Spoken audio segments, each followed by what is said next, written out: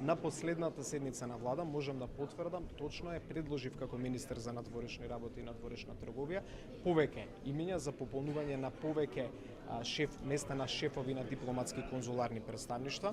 Тоа што би можел да го потврдам, а што го имаше во вашиот прилог и што е точно, е дека над 60% од новите кандидати за амбасадори и генерални конзули се професионални дипломати од редот на вработените во Министерството за надворешни работи со богата дипломатска кариера повеќе од 20 години. И тоа се поврзува со нашата заложба, која што почна со измените и дополнувањата на Законот за надворешни работи. Бидејќи сакам да ја потсетам македонската јавност.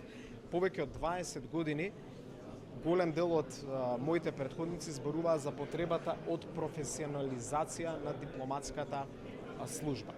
Но оваа влада е првата влада која што направи конкретен исчекор во таа насока. Ние го сменивме Законот за надворешни работи да најмалку 50% од шефовите на ДКП-ата бидат амбасадори од професионалниот состав на Министерството за надворешни работи, а во пракса одиме со над 60% да бидат, и тоа се гледа по последната група именување.